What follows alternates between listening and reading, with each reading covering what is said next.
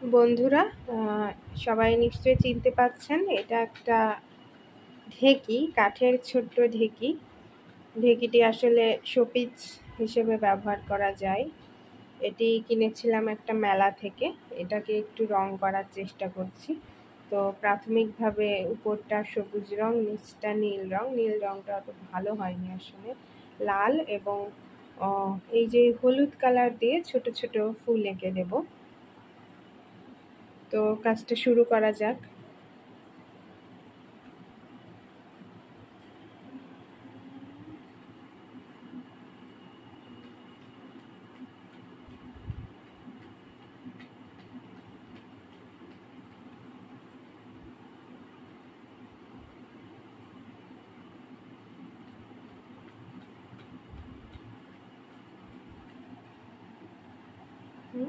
এখন ছোট ছোট ফুল এঁকে দেব। আমার এগুলো করতে খুব ভালো লাগে। সবগুলো খুব যে সুন্দর হয় তাও না, কিন্তু ভালো লাগে। কোনো কিছু সৃষ্টিতে তো অন্যরকম মজা আছে অ্যাকচুয়ালি।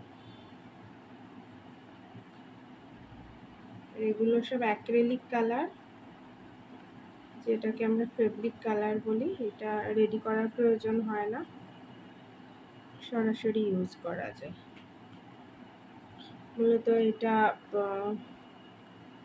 কাপড়েও এই কালার দিয়েই আমি কাজ করি।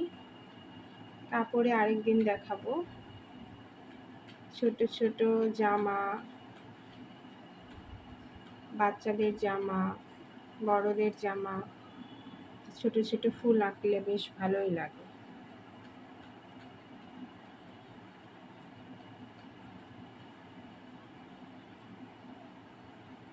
তো দর্শক বন্ধু, কেমন লাগছে আপনাদের এই ঢেঁকিটা আমাকে অবশ্যই কমেন্টে জানাবেন।